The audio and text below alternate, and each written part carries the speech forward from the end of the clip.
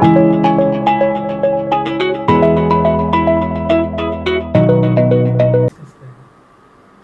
देखिएगा बच्चों कि इलेक्ट्रोस्टैटिक्स क्या होता है। Electrostatic the study of charge at rest, कि जब आप स्टडी करोगे चार्ज की रेस्ट पर तो उसको क्या कहें, इलेक्ट्रोस्टैटिक्स। स्टैटिक्स स्टेट, रेस्ट पे जो चार्ज होगा उसकी स्टडी को कहेंगे इलेक्ट्रोस्टैटिक्स। अब देखिएगा कि जब एक चार्ज रेस्ट पर होता है उसके पास इलेक्ट्रिक फील्ड होगी। जब रेस्ट पर है उसके पास क्या होगी, इलेक्ट्रिक फील्ड होगी, और उसके पास मैग्नेटिक फील्ड ज़ीरो होगी। क्योंकि हमारे पास इलेक्ट्रिक फ्लक्स ज़ीरो होगा तो magnetic flux zero, electric field होगा, मैग्नेटिक फील्ड नहीं होगा जब ये रेस्ट पर होगी। ठीक है। नेक्स्ट है कि जो चार्ज है वो हमारे पास पॉजिटिव भी हो सकता है और नेगेटिव भी हो सकता है। अब पॉजिटिव और नेगेटिव को हम करेंगे sum, the sum of positive and negative constant. हमेशा जब पॉजिटिव और नेगेटिव ऐड होंगे, सम होंगे, इसका मतलब यह है कि जो चार्ज होगा वो हमेशा कंजर्व होगा, always remain same. Charge is always conserve. ठीक है। नेक्स्ट जो हमें देखना है कि जो एक बॉडी है, एक चार्ज या न्यूट्रल बॉडी है, कोई भी बॉडी है हमारे पास, वो चार्ज कैसे होगी। चार्ज कैसे होगी बच्चों, आपने ये देखना है कि एक उसके दो मेथड्स हैं, ट्रांसफर ऑफ इलेक्ट्रॉन। एक तो ट्रांसफर ऑफ इलेक्ट्रॉन से उसमें चार्ज आएगा, दूसरा होगा इलेक्ट्रोस्टैटिक इंडक्शन। क्या होगा, इलेक्ट्रोस्टैटिक इंडक्शन। तो बच्चों इलेक्ट्रोस्टैटिक इंडक्शन क्या होता है, rearrangement of charges in neutral body. कि जो न्यूट्रल बॉडी है उसमें जी चार्ज की रीअरेंजमेंट होगी, पॉजिटिव और नेगेटिव अलग से हो जाएंगे। उसके बाद when a charge body brought near to it, कि जब एक चार्ज बॉडी न्यूट्रल बॉडी के नज़दीक आएगी तो चार्ज बॉडी रिपेल होगी और न्यूट्रल बॉडी में जो उसके अंदर पॉजिटिव और नेगेटिव चार्जेस हैं वो रीअरेंज होंगे। तो हम इस प्रोसेस को क्या कहते हैं, इलेक्ट्रोस्टैटिक इंडक्शन।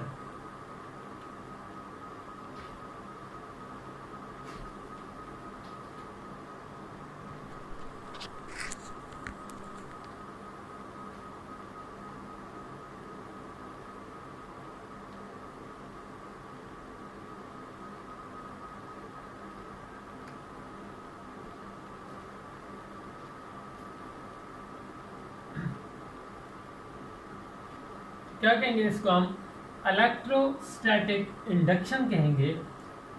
नेक्स्ट है हमारे पास एक दूसरा इसका जो प्रोसेस है वो है ट्रांसफर ऑफ इलेक्ट्रॉन।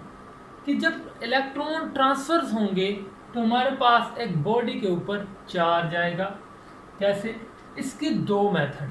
कैसे, एक गेन ऑफ इलेक्ट्रॉन्स, जब इलेक्ट्रॉन गेन होंगे तो चार्ज क्या आएगा, नेगेटिव आएगा हमेशा, जिसको हम एनाइन कहते हैं। एनाइन क्या होता है, गेन ऑफ इलेक्ट्रॉन।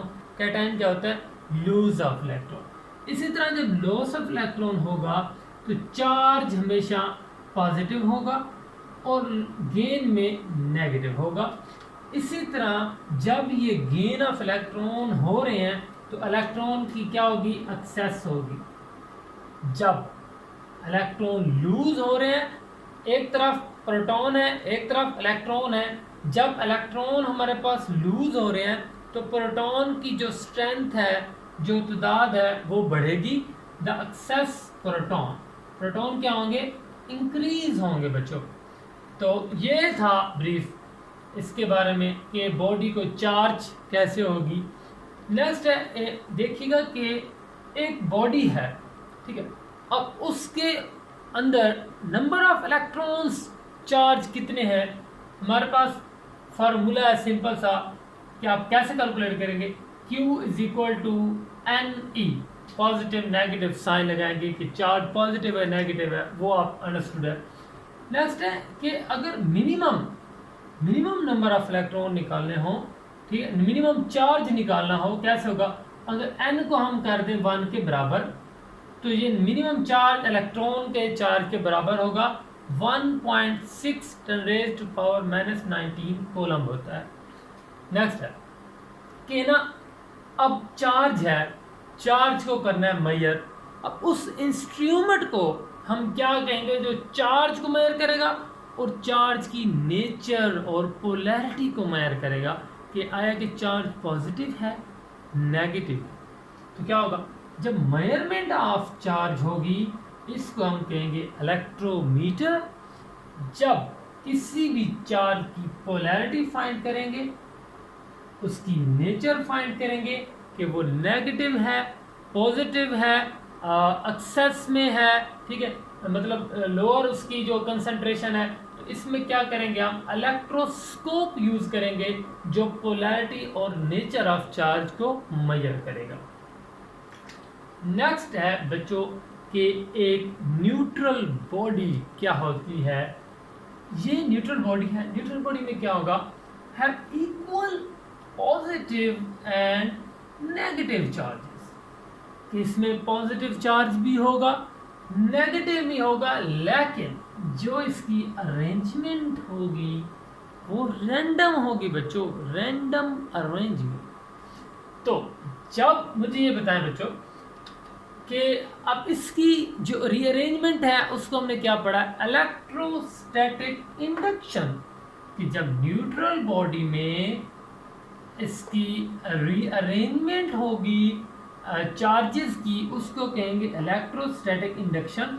तो रीअरेंजमेंट कब होगी, जब न्यूट्रल बॉडी के नज़दीक एक चार्ज्ड बॉडी आएगी और वो चार्ज्ड बॉडी क्या होगी, रिपेल होगी, दूर जाएगी न्यूट्रल बॉडी से, और न्यूट्रल बॉडी के अंदर जो हमारे पास चार्जेस हैं ये रीअरेंज हो जाएंगे।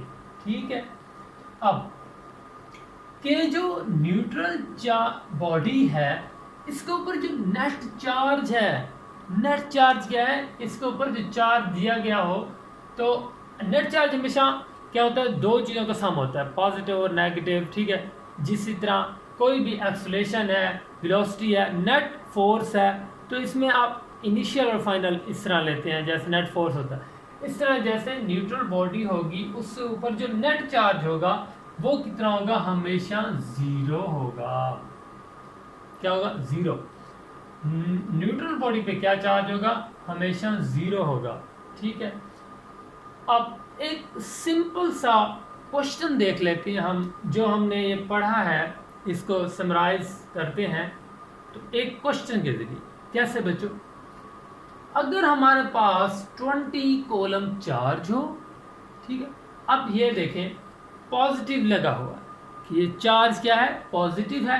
अगर यहाँ मैं पॉजिटिव हटा भी दूँ तो आपने ये अंडरस्टूड होता है कि ये पॉजिटिव ही है। अगर इसके साथ नेगेटिव लगा दिया जाए तब ये नेगेटिव हो जाएगा। अगर इसके पास कुछ भी साइन नहीं लगा हुआ तो ये बच्चों पॉजिटिव ही होगा हमेशा। ये क्या है, पॉजिटिव 20 कॉलम माइक्रो कॉलम है चार्ज ऑफ इलेक्ट्रॉन। अगर नंबर ऑफ इलेक्ट्रॉन लूज, कि कितने इलेक्ट्रॉन लूज हुए हैं, तो हमने क्या फार्मूला पढ़ा था, Q is equal to n e. अब आपने वहाँ क्या फाइंड करना है, कि n फाइंड करना है, सिंपल। अब रीअरेंज कर लें, n is equal to Q over e. Q की वैल्यू हमें दी हुई है, E की वैल्यू क्या है, अभी मैंने यहाँ आपको बताया था कि इसके ऊपर चार्ज क्या होता है, 1.6 10⁻⁻⁹ कूलम इसके ऊपर चार्ज होता है।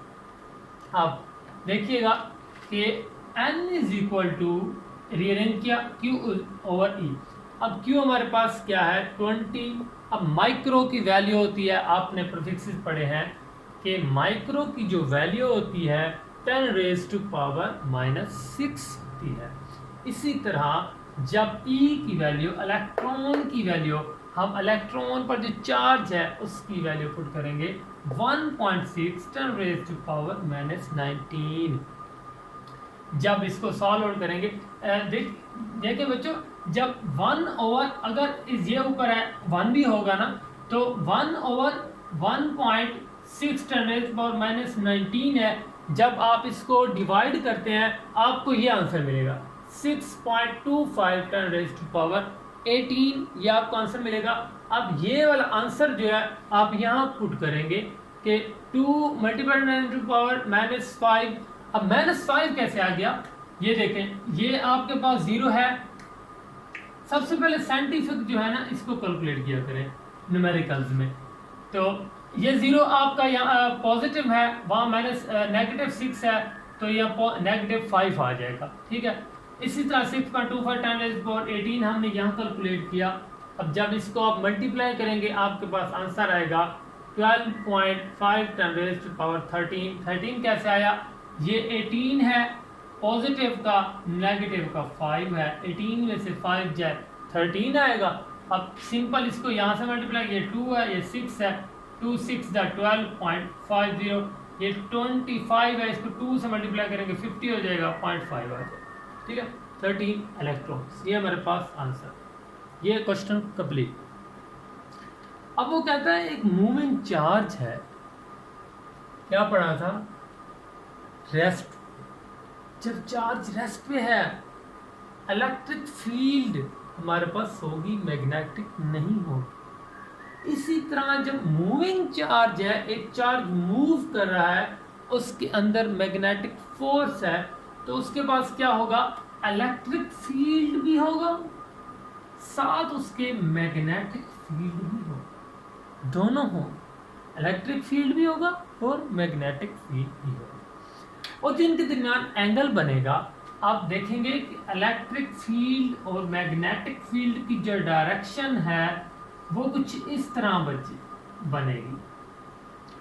एंगल बिटवीन देम ऑलवेज 90, याद रखना है, राइट एंगल होंगे ये आपस में, हमेशा 90 एंगल होंगे। ये मूविंग चार्ज के कूलम लॉ, सिंपल सा इंट्रोडक्शन देखते हैं कूलम लॉ का। सबसे पहले इसकी लिमिटेशन है बच्चों, लिमिटेशंस क्या है कि ये पॉइंट चार्ज के लिए होगा।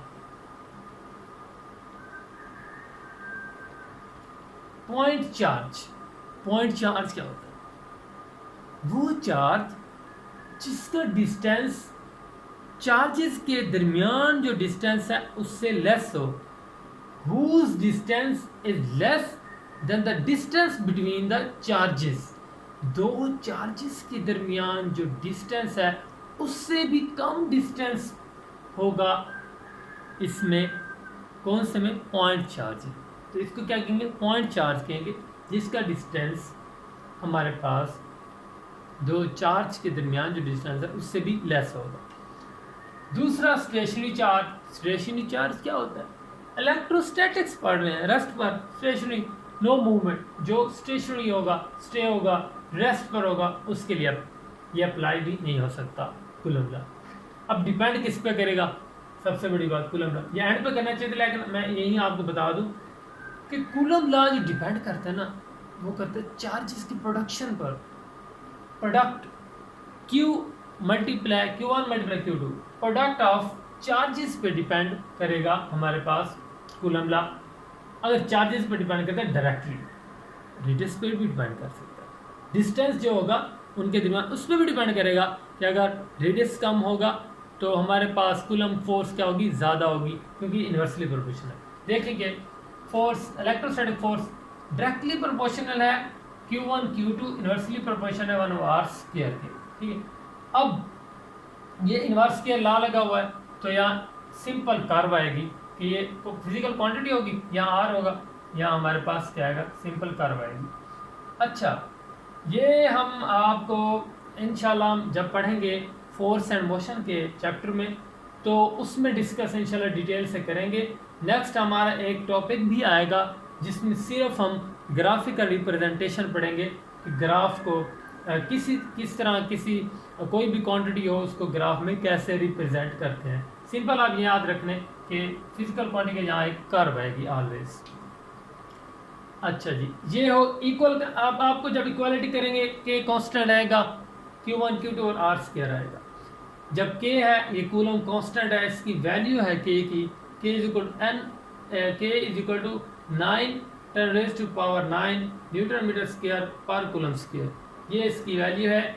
ये आपने MCQ के लिए याद रख लेनी है, यूनिट्स और इसकी एज इट इज़ वैल्यू। ठीक है, तो बच्चों ये था हमारे पास लेक्चर 1 फिजिक्स का NMDCAT 22 इलेक्ट्रोस्टैटिक्स। ब्रीफ सा इंट्रोडक्शन दिया आपको। इंशाल्लाह कल जो हम नेक्स्ट लेक्चर पढ़ेंगे उसमें इसके मज़ीद जो हमें PMC ने टॉपिक दिए हैं वो हम डिस्कस करेंगे। तब तक के लिए बच्चे अल्लाह हाफ़िज़।